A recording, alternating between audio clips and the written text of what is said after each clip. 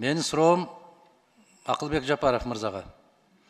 Кече маалымат кетти, Кыргыз министрлер кабинети Конституциянын 44-беренесин Конституциялык сотко кайрылыпсыңар. Пенсия, пособия, жөлөк пулдар боюнча. Эмне максатта кайрылдыңар ага? Ар бир өлкө өзүнүн мүмкүнчүлүгүнө жараса социалдык төлөмдөрдү төлөйт. Ошо боюнча разъяснение берүүнү сурандык Конституциялык соттон. Сиз мындай так жооп бериңизчи. Башта мындай бир күчтүү эле жооп берет элеңиз го. Азыр сүйлөсөмбү, сүйлөбөсөмбү, айтсамбы, айтпай эле койсомбу? Мындай тиригирээк болсоңуз. Мен билем, даражаңыз бийик, билем. Бирок мындай так жооп бериңиз. Мен сизден улураакмын, даражам дагы улураакпы.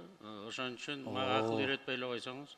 Анда тагыраак жооп бериңиз да, там сүйлөгүңүз келбегенде. Кабинет министров катары өзүбүздүн укугубуз менен колдонуп, Конституциялык сотко ошо статьяны чечмелеп берүүнү суранып кайрылды.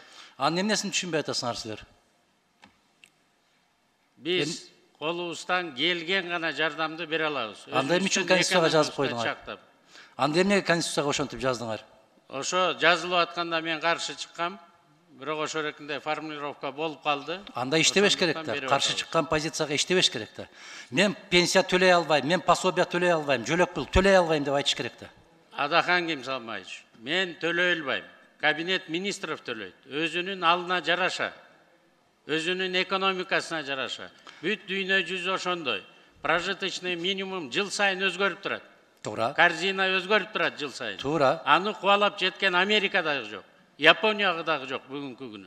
Ошондуктан, эгерде ошондо кызыгандылык кылып, биз анда да 6-чагылыштын депутаттары ушул жерде алып атканбыз, ошо формулировкасын чыгарып атканда. Кыскача айтканда, референдумдан алгандан кийин так маалымат болуш үчүн биз өзүбүздүн укугубуз менен колдонуп, Конституциялык сотко кайрылдык. Конституциялык сотко кайрылуунун кажети жок. Ал жерде төлө деп турат, бүттү. Анын түшүнүштүн кажети жок. Төлөбөсөк өлөйлүбү эми? Төлөбөсөк өлүп калайлыбы эми?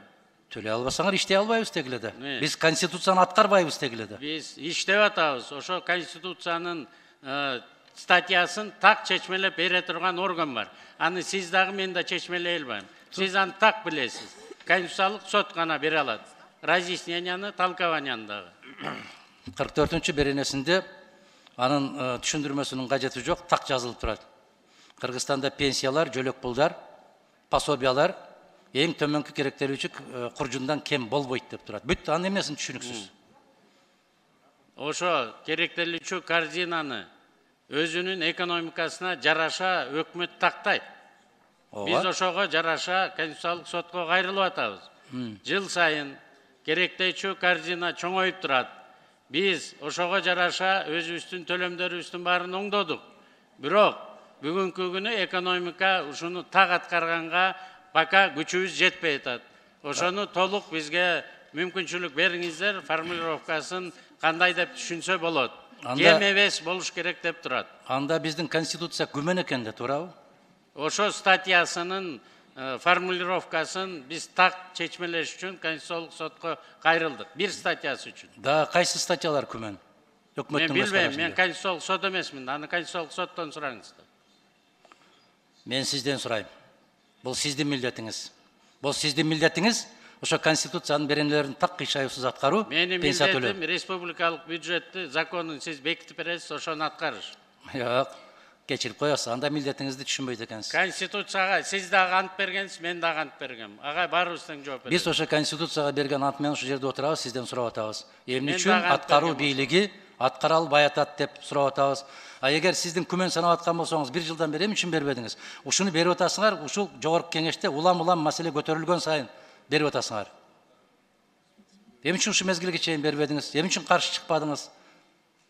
Биз мурун даярданып келдик, даяр болгондо тапшырдык Конституциялык сотко. Бюджетте ошол 44-беренеге жараша коюлганбы акча? Ошого жараша? Ошого аракет кылып атабыз. Ошон үчүн пенсионерлердин айлыктарынын баарын биз көтөрдүк. Эң төмөнкү пособиялардын баарын көтөрдүк. Эң төмөнкү керектелүүчү куржун канча азыр бүгүн Кыргызстанда? 6800. Эң төмөнкү пенсия канча? 1200га чейин жетет. Мына көрдүңүзбү? Айырмасы 5000ден ашты. Эмне үчүн ал болгон? Анткени биздин фермерлердин баары 10 сомдон айына төлөп, бүгүнкү күнү азыр 3600 сом алып атат.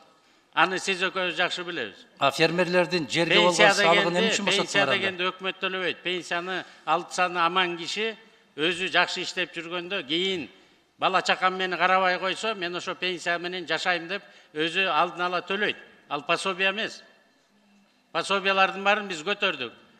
Сиз экөөбүз 2009 жылы жетимдерге 2000 эле сом пособие койгонбуз. 10 жылдан бери эч ким көтөрбөй коюптур. Азыр мына 6000ге көтөрдүк. Быйыл экономикабыз жакшы болсо 10.000ге чейин көтөрөйлү деп атабыз. 2009 жылы бир кабын канча эле? Мен азыр эсимде так жок. Эске сакташ керек. Ошондон улам көтөрүлөт. Керектелүүчү корзина деген. Силер көтөрдүк деп кыйкыра берген менен азыр эле кесиптештер айтты. 5 сомдон турган пиязың 100 сомго чыгып кетти деп. Көтөрөсүңөр, милдеттүүсүңөр, ошону көтөрөбүз деп баргансыңар. Ал жүктү көтөрө албасаңар, көтөрөбүз деген азаматтар турат. Бергиле ошол азаматтарга көтөрүп кетсин ары карай. Мына ушундай бере турган убакытта келет. Ушундай мамиле жасаш керек. Урматтуу кесиптештер, мен өткөндө эле айттым эле, өкмөттүн отчетун берип атканда Конституциянын 44-чү беренесин аткарбагандыгы үчүн гана булар кызматтан кетиш керек деп. Мына азыр арасында бир дагы бир аялзат жок, башка бир кыз келиндер жок. Мыйзамдарды кабыл алып атканда жалаң кыз келиндер отурат. Эмне үчүн? Себеби алар окуйт. Алар сабаттуу.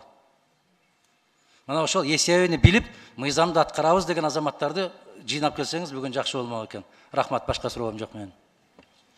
Рахмат.